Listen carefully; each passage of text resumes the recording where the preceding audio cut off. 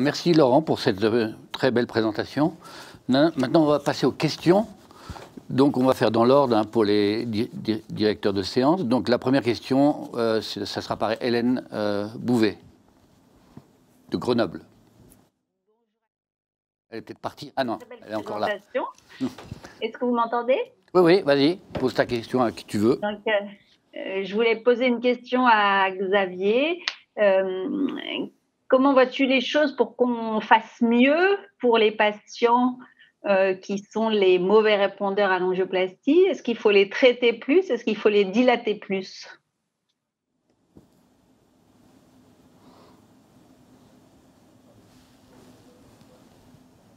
Xavier. Xavier, il est pas. Il arrive, je crois. On entend, j'arrive. Voilà. Il fait nuit à Orsay. Voilà. Xavier? Sinon, on passe à une autre question aussi. Oui, peut-être que Gérald peut répondre à la question. Il a sûrement un... Il ne faut pas que tu oublies que dans cette étude, on a été très conservateur quand même. Puisque pour rentrer dans l'étude de suivi, il fallait avoir plus de 4 de résistance et il fallait avoir plus de 25 de pression artérielle pulmonaire moyenne. Ce qui fait qu'on avait des malades quand même qui n'étaient pas du tout... et actuellement, avec les nouvelles définitions, je pense qu'on pourrait quand même accepter à plus de 2 ou 3 de résistance, proposer un traitement additionnel. Donc déjà, ça serait une amélioration supplémentaire à la fin. Le sens de ma question, c'est les Japonais sont assez radicaux sur leur stratégie de reprendre en angioplastie quand il y a une HTA résiduelle. Je voulais avoir un peu votre avis ou l'avis de Xavier, que je vois bien de voir.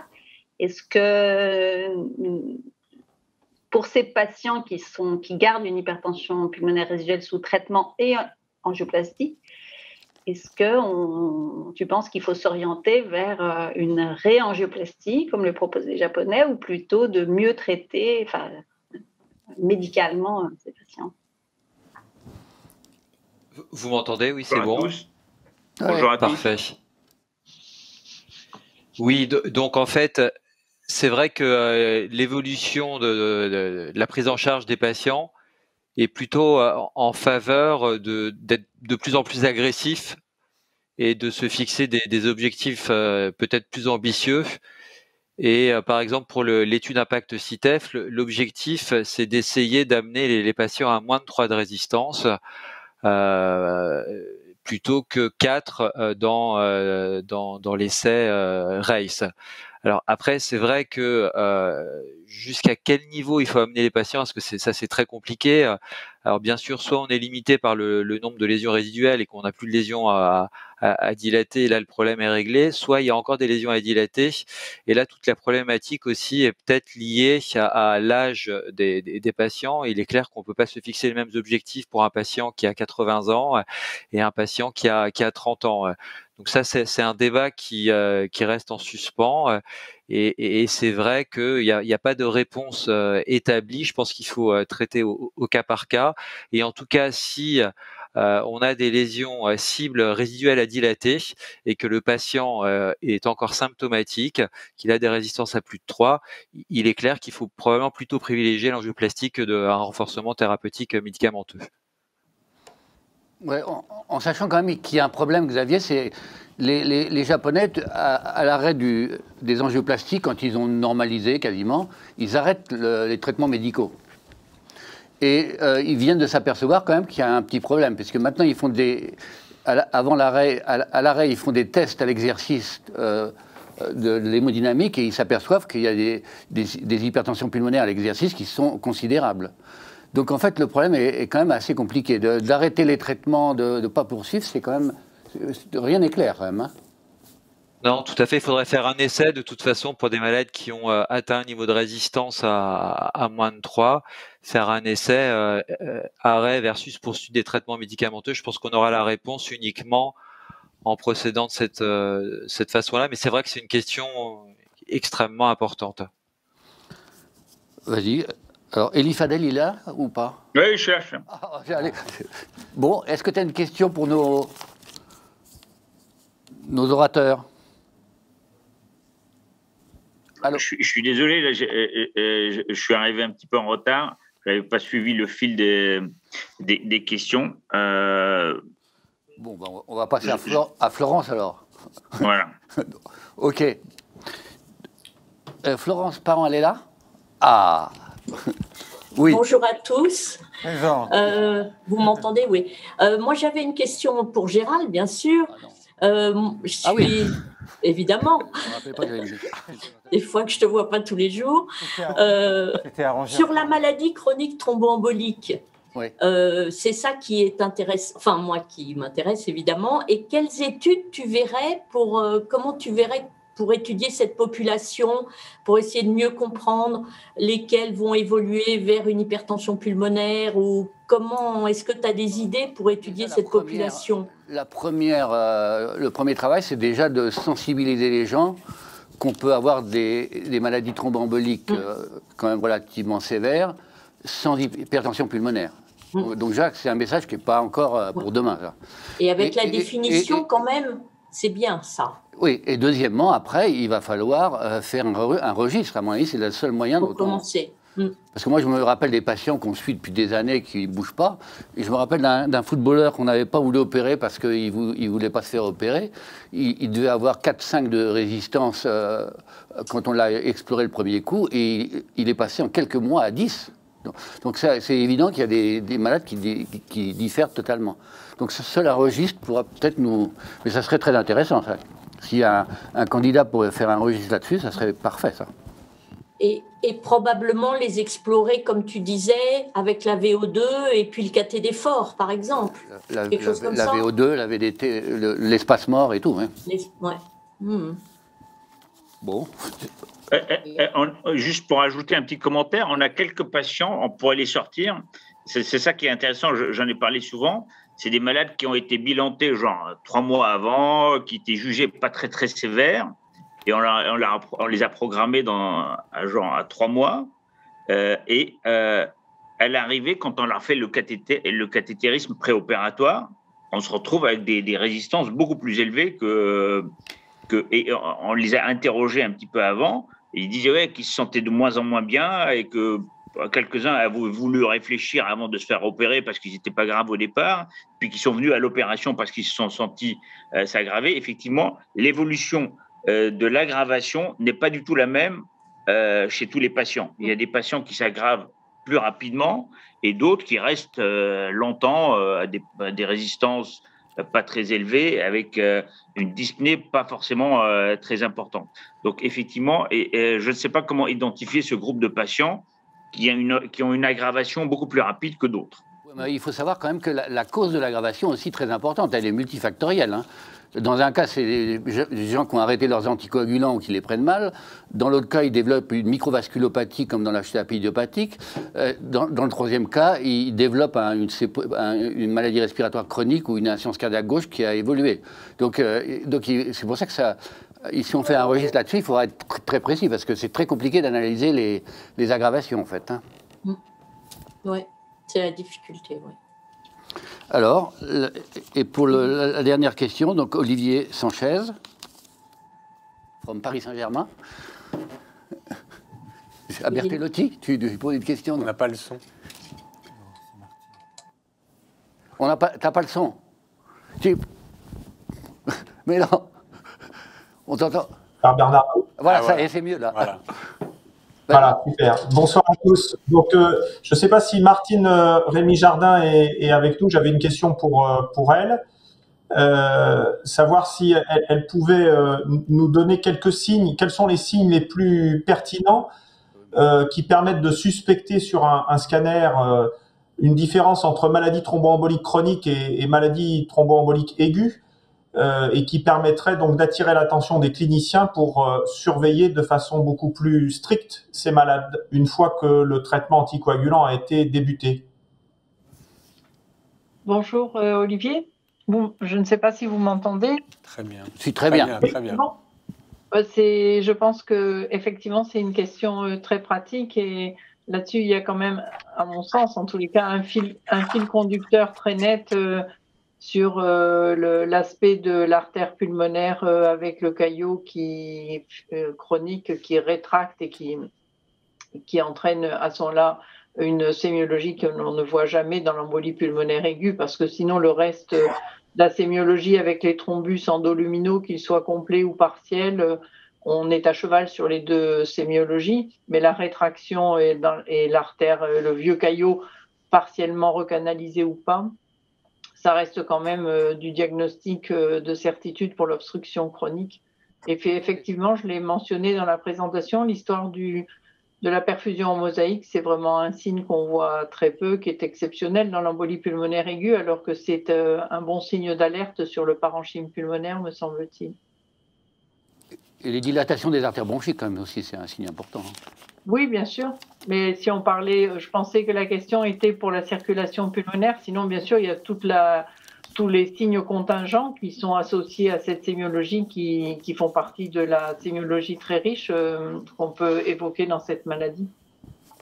Oui, avec la petite particularité que dans les angioscanners thoraciques, souvent, on voit qui sont faits autant artériel pulmonaire, on ne voit pas bien la circulation systémique. Donc ça peut être, on peut passer à côté. C'est pour ça que je pense que, à mon avis, c'est un débat que nous avons eu déjà dans le groupe. En tous les cas, dans notre pratique, et de nombreux radiologues font ainsi, c'est un temps qui est à la fois droit et gauche. Donc une seule acquisition avec un temps qui permet d'opacifier très bien la circulation pulmonaire et la circulation systémique, auquel cas on a toute l'information dans un seul passage. Mais c'est une question qui est... je sais, débattu parmi vous. Est-ce qu'il y a d'autres questions? Oui, vas-y. J'ai une autre question pour Laurent Bertoletti là, sur les essais thérapeutiques. Bon, effectivement, c'est une question qui, à mon avis, est extrêmement importante sur l'utilisation des AOD chez ces malades-là. Beaucoup de malades sont mis aux AOD dans la maladie thromboembolique aiguë. Certains vont avoir une hypertension pulmonaire ou un CTPD dans le cadre du suivi de ces malades-là. Ils sont aux AOD. Donc, est-ce qu'il faut d'abord tous les switcher aux AVK? Et deuxièmement, qu'est-ce que, Laurent, tu verrais comme schéma, comme design d'essai thérapeutique permettant d'évaluer les AOD dans le CITEF? Alors, merci beaucoup Olivier de cette question. La question est évidemment importante parce que ça nous arrive nous fréquemment. Le malade arrive sous AOD pour son bilan d'hypertension pulmonaire. On confirme l'hypertension pulmonaire thromboembolique chronique et puis à ce moment-là, on arrête l'AOD et on le relève par AVK, très clairement. Si on devait faire un essai thérapeutique, je pense qu'il faudrait, on ne pourrait pas parier une supériorité en termes d'efficacité des AOD versus AVK. Par contre, on pourrait éventuellement imaginer d'évaluer si le bénéfice sur les hémorragies se retrouvait aussi sous AOD dans l'hypertension pulmonaire par rapport aux AVK. Le problème, c'est que vous avez vu que dans les deux papiers principaux, il y a une énorme variation du nombre d'hémorragies. Ce sont deux études rétrospectives avec des limites inhérentes à ça. Donc je pense que d'abord, il faut qu'on détermine le taux réel d'hémorragie majeure sous AVK. Ça sera fait grâce à MHTP. Et ensuite, qu'on voit si le taux d'hémorragie majeure non digestive est plus important que le taux d'hémorragie majeure digestive pour à ce moment-là monter un essai comme dans le schéma de Rénov, c'est-à-dire s'assurer de la non-infériorité sur les récidives et ensuite rechercher une efficacité ou pas sur les hémorragies digestives.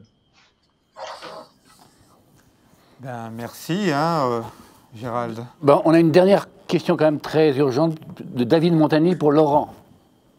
Il te demande, est-ce que tu peux demander aux joueurs de la Saint-Étienne de lever un peu le pied demain? Voilà. Ouais, non, malheureusement, il ne lève pas le pied. Bon, tacle à la carotide. Bon, écoute, on t'invitera plus. Très bien. On vous remercie chaleureusement pour votre présence. Je ne sais pas si la régie doit relancer pour la conclusion.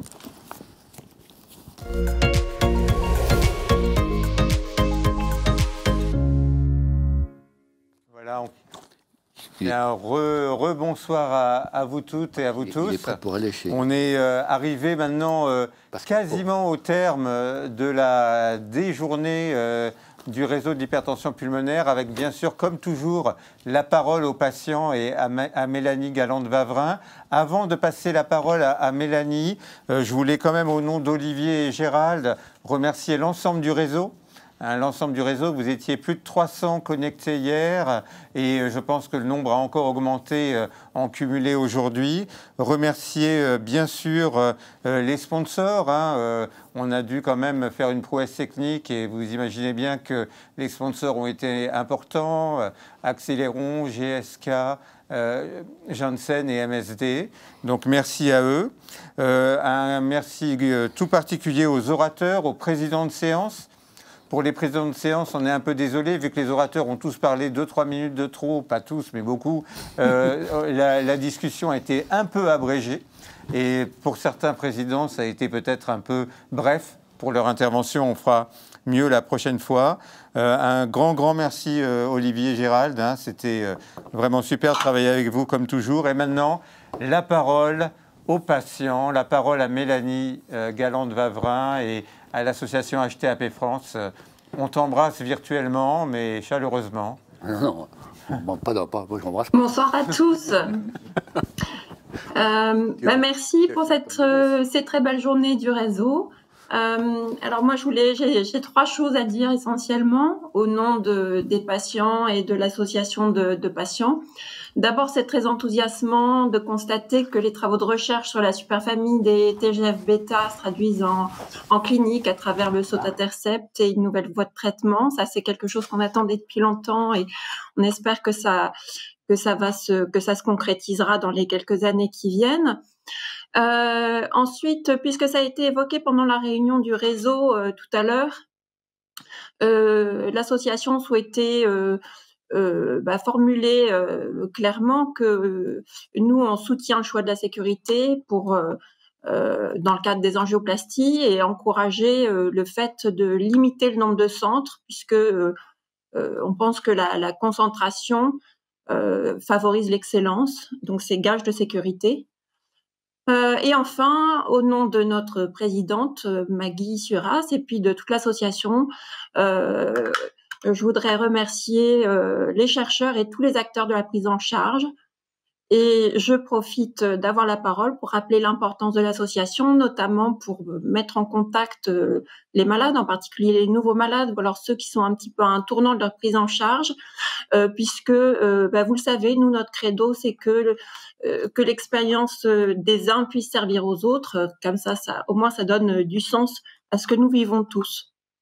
Et donc, tous vous remercier, l'ensemble du réseau, pour l'excellence de la prise en charge dont nous bénéficions en France.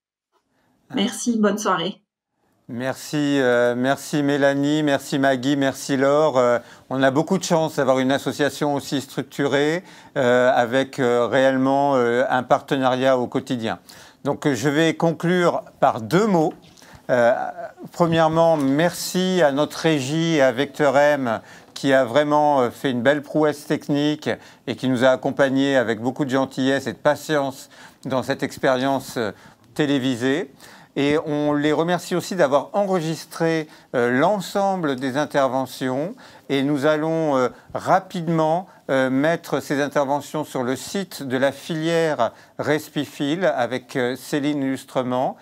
Pour ceux qui ne connaissent pas encore bien la structuration du centre de référence et de la filière des maladies respiratoires rares, vous irez voir sur Internet Respifil. Vous verrez un très beau site Internet. Et en juin, nous aurons un site Internet identique pour le centre de référence pulmotension. Et très rapidement, on va mettre en ligne les enregistrements de l'ensemble des présentations des 2 journées. Donc passez un très bon week-end, soyez prudents. Et à très bientôt, j'espère l'année prochaine en présence. Sinon, on sait faire à distance. Voilà. Au revoir. Au revoir.